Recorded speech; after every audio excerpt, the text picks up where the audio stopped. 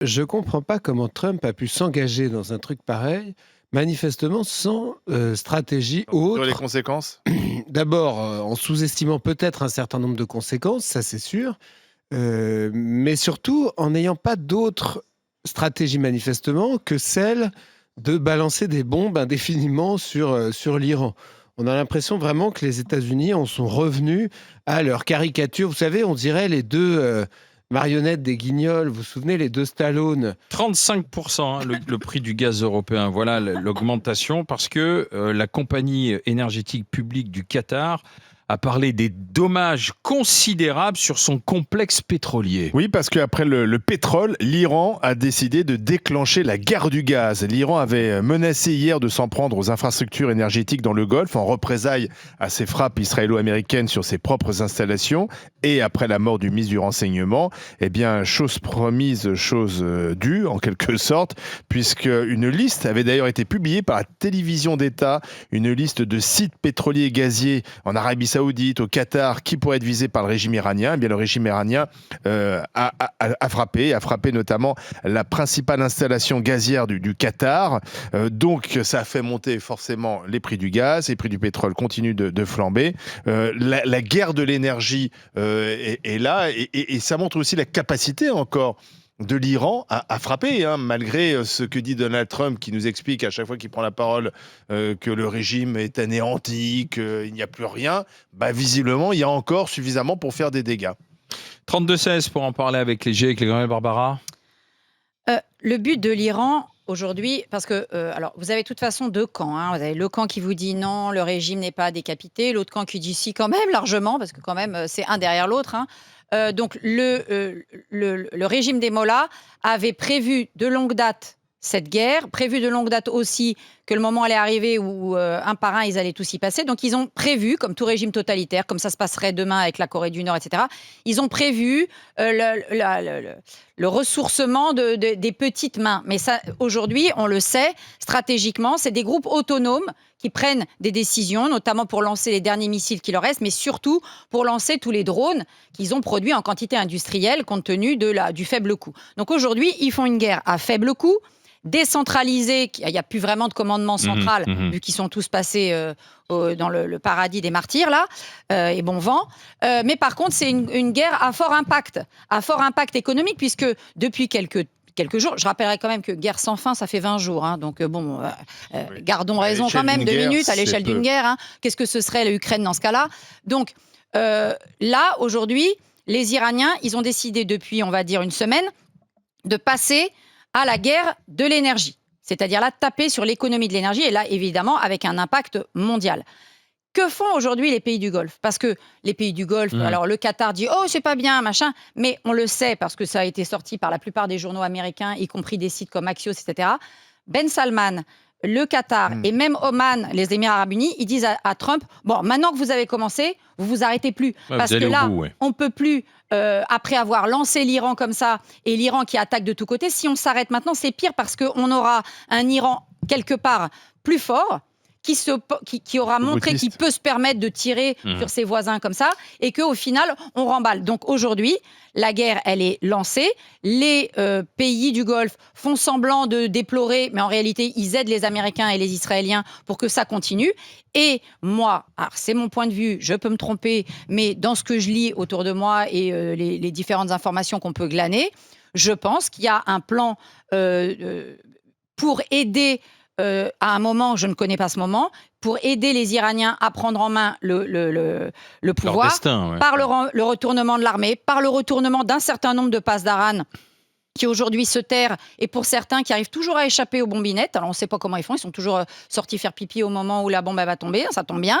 Donc il y a un certain nombre de personnalités très haut placées qui, comme par hasard, sont jamais là où ça tombe. Donc moi je pense qu'il y a quelque chose, c'est difficile de se dire qu'il faut attendre. Je rappelle quand même les Israéliens, par exemple, aujourd'hui, je le dis quand même, on en est à Tel Aviv à la 115e alerte qui nécessite Non, d'arrêter tout ce qu'on fait pour aller à l'abri. Donc voilà, ils Là- attendent et ils se font comme tout le Là, monde. on était dans le pipeline. Là. Bah oui, mais je voulais développer un petit peu quelque chose. La tactique Maintenant, de l'Iran, c'est effectivement de taper les sources énergétiques en disant ça va faire monter les prix des carburants dans les économies qui soutiennent les États-Unis et l'opinion publique va en avoir assez, dire il y en a marre, c'est pas notre guerre, on paye cher notre carburant, il faut arrêter. C'est là-dessus que joue l'Iran, quoi.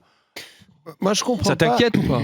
Oui, parce que je comprends pas comment Trump a pu s'engager dans un truc pareil, manifestement sans stratégie Sur les autre. conséquences.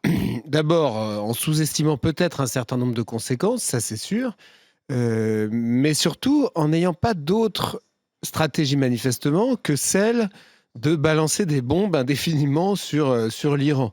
On a l'impression vraiment que les États-Unis en sont revenus à leur caricature. Vous savez, on dirait les deux marionnettes des Guignols. Vous vous souvenez, les deux Stallone des Guignols qui imitaient les généraux américains et qui, à chaque fois, n'avaient en fait comme stratégie que de bombarder partout où ils allaient. Des cibles, Ce- tu te trompes. Ils bombardent Oui, mais des cibles. ils bombardent pas partout. C'est pas un tapis de bombe Non, mais comme bien en sûr, juin mais 40. En juin ce 44, que je- pardon. ce que je veux dire, j'espère quand même qu'ils ne balancent pas des bombes au hasard, Voilà. surtout dans un pays qui fait la taille de l'Iran.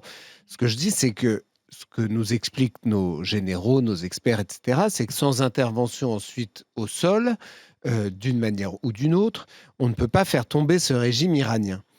Or, euh, Trump n'a aucune envie d'envoyer ses soldats au sol et aucun autre pays n'a envie d'envoyer de soldats au sol. Et d'ailleurs, ces appels à débloquer le détroit d'Ormuz avec d'autres armées que la sienne sont restés complètement lettre morte. Je crois qu'il n'y a que l'Argentine qui a donné un feu vert, mais vu qu'elle n'a pas beaucoup de soldats, ça va pas beaucoup l'aider.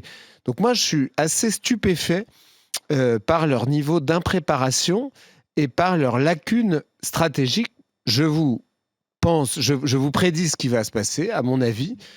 Trump, à moyen terme, va se retirer de ce bourbier, va trouver le moyen de dire que c'est une bonne opération et va laisser les choses en l'état.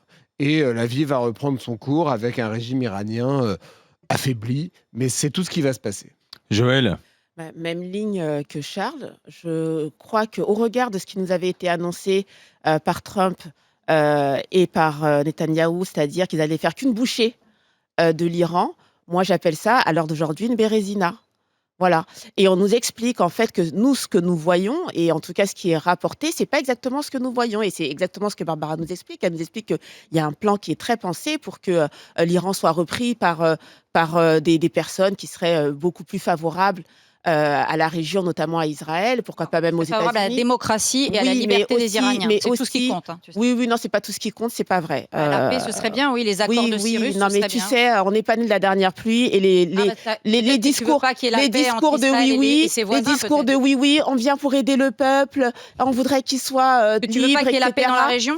C'est pas que je veux pas qu'il y ait la paix. Ah bon, je crois qu'il y a des intentions qui ne sont pas uniquement des intentions de oui. Tu as raison, Voilà. les intentions de l'Iran, on les connaît, Voilà. en l'occurrence. Oui, mais les intentions aussi des États-Unis et d'Israël ne sont pas que oui. C'est-à-dire que c'est pas les anges d'un côté et puis le Ah non, il n'y a diable de jamais l'autre. d'ange. La Donc, politique, c'est que des Voilà, intérêts. exactement. Je pense qu'il y a des intérêts. L'intérêt des Américains et des Israéliens, c'est la paix. Trump, effectivement, Charles a raison. Je pense qu'il va. Du commerce. Il cherche une façon de sortir de là.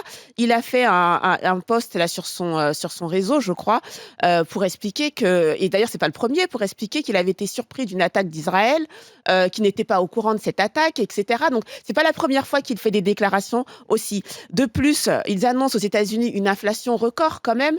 Donc les Américains sont absolument pas contents de cette guerre. Et ça, c'est important aussi de le comprendre. Il y a les élections qui arrivent dans Ils sont absolument pas contents de 6 cette mois. guerre. D'ailleurs, ceux qui sont un peu les concurrents, quand tu regardes le gouverneur de Californie, Gavin Newsom, je crois, qui se positionne, j'imagine, pour la présidentielle, et qui d'habitude est soutenu par le lobby AIPAC des États-Unis, commence à retourner sa veste et à critiquer cette guerre. Donc aujourd'hui, les politiques américains, les hommes politiques ou femmes politiques américains commencent à moins soutenir Israël. Donc ça veut dire quelque chose quand même. Mais moi je pense que, Joël, Oui. tu tombes dans le panneau. C'est-à-dire Ah oui, que bien sûr. en France, on analyse cette guerre